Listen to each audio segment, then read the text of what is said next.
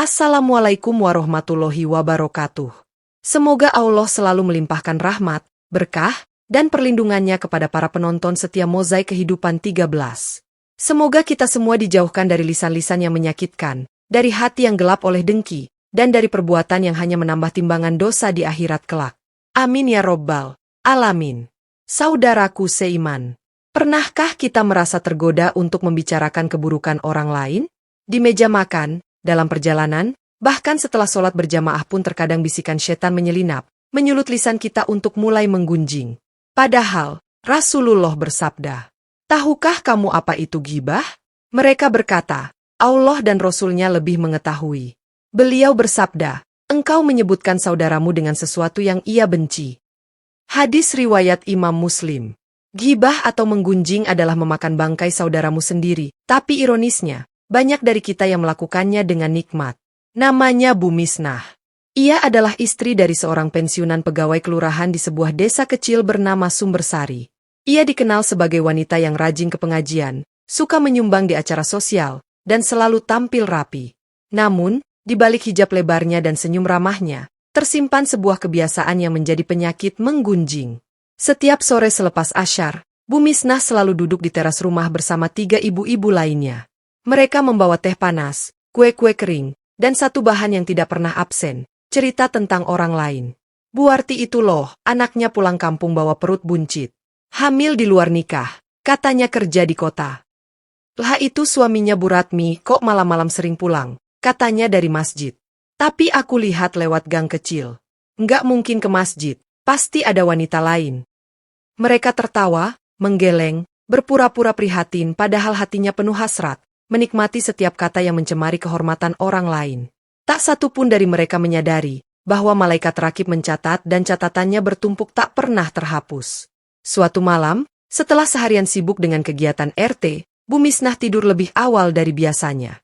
Dalam tidurnya, ia bermimpi. Tapi ini bukan sekadar bunga tidur.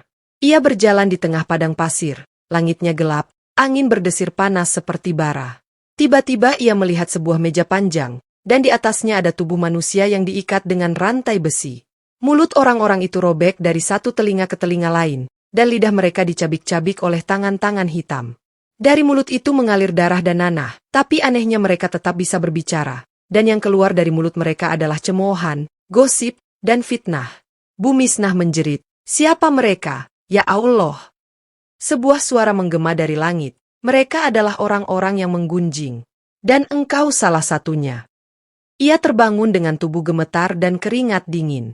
Tapi sayang, hanya sebentar ia merasa takut. Esok harinya, ia kembali ke kebiasaan lamanya. Ia menganggap itu hanya mimpi biasa. Namun azab itu tidak mengenal kompromi. 3 hari setelah mimpi itu, Bu Misnah mengalami sakit aneh. Lidahnya mulai terasa perih. Awalnya dikira sariawan. Tapi semakin hari, rasa sakit itu menjalar. Ia memeriksakan diri ke dokter, lalu ke spesialis, tapi hasilnya nihil. Tidak ada luka, tidak ada infeksi, namun lidahnya seperti terbakar setiap kali ia mencoba berbicara. Dalam 1 pekan, Bu Misnah tidak bisa bicara. Suaminya panik, anak-anaknya bingung. Tapi tetangganya sebagian justru berkata sinis. Mungkin itu balasan karena suka ngomongin orang. Dan perlahan, satu demi satu ibu-ibu yang sering menggunjing bersamanya pun ikut tertimpa musibah. Bu Rini kehilangan cucunya karena keguguran yang misterius. Bu Nur kehilangan rumahnya karena kebakaran dapur. Bu Tatik divonis penyakit kulit aneh yang tak bisa disembuhkan. Desa Sumbersari pun heboh. Dan entah kenapa, semua orang mengaitkan peristiwa itu dengan kebiasaan menggunjing. Saudaraku, azab Allah tidak hanya datang di akhirat. Kadang, ia timpakan lebih dahulu di dunia sebagai peringatan. Sebagai isyarat bahwa hidup ini bukan hanya tentang lisan yang tajam, tapi juga tentang hati yang ikhlas menjaga kehormatan orang lain. Allah berfirman dalam Al-Quran Surat Al-Hujurat ayat 12. Wahai orang-orang yang beriman, jauhilah banyak dari prasangka, karena sebagian prasangka itu dosa. Dan janganlah kamu mencari-cari kesalahan orang lain dan janganlah menggunjing satu sama lain. Adakah salah seorang di antara kamu suka memakan daging saudaranya yang sudah mati? Maka tentulah kamu merasa jijik kepadanya. Bayangkan jika kita duduk di depan jenazah orang yang kita kenal, Lalu dengan lahap kita gigit dagingnya, menjijikan bukan? Tapi begitulah hakikat ghibah menurut Allah.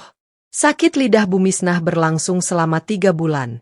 Dalam masa itu, ia tidak bisa berbicara. Ia hanya bisa menangis, menulis di kertas, dan mendengarkan ceramah dari radio kecil di kamarnya. Suatu hari, ia mendengar ceramah tentang taubat nasuha. Bahwa setiap dosa, seberapapun besar, akan diampuni asal seseorang bersungguh-sungguh menyesal, berhenti, dan tidak mengulangi lagi. Bumisnah pun sujud. Ia menangis memohon ampun kepada Allah. Ia menulis surat permintaan maaf kepada seluruh warga desa. Ia minta dikumpulkan di mushola untuk berbicara, tapi ia hanya menunjuk satu kertas besar. Aku memohon ampun kepada Allah dan kepada kalian semua. Aku telah menyakiti dengan lisanku. Maafkan aku. Dan subhanallah 3 hari setelah permohonan maaf itu, ia bisa berbicara kembali. Tapi dengan suara yang pelan, lirih, seperti baru belajar berbicara. Ia pun bersumpah tak akan pernah lagi membicarakan aib orang lain. Dan benar, hingga ajal menjemputnya 5 tahun kemudian, Bumisnah menjadi salah satu yang paling tenang lisannya, dan paling banyak diamnya di antara ibu-ibu lainnya. Saudaraku yang dirahmati Allah. Dari kisah Bumisnah, kita belajar bahwa lisan bisa menjadi jalan ke surga, atau justru tiket tercepat ke neraka. Rasulullah bersabda, barang siapa yang bisa menjamin untukku antara 2 janggutnya, mulut, dan 2 pahanya, kemaluan, maka aku akan jamin baginya surga. Hadis riwayat Imam Bukhari. Ghibah, fitnah, namimah, dan ucapan yang menyakiti, semuanya adalah racun. Racun yang tidak terlihat, tapi menghancurkan iman, merusak ukhuwah, dan mempercepat kehancuran jiwa. Jangan tunggu lidah kita terbakar. Jangan tunggu tubuh kita dibungkam.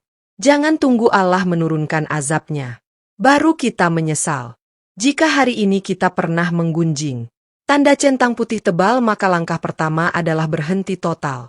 Tanda centang putih tebal langkah kedua, meminta ampun kepada Allah, karena kita telah merusak kehormatan hambanya.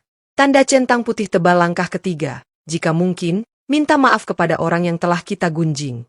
Tanda centang putih tebal dan terakhir, gantilah kebiasaan lisan dengan zikir dan pujian. Bukan gosip. Lisan adalah anugerah. Maka jagalah agar ia tidak menjadi penyebab kita diseret oleh malaikat Zabaniyah ke dalam neraka jahanam. Semoga kisah ini menjadi pelajaran berharga bagi kita semua, sehingga kita menjadi pribadi yang lebih baik lagi. Amin ya robbal alamin. Wassalamualaikum warahmatullahi wabarakatuh.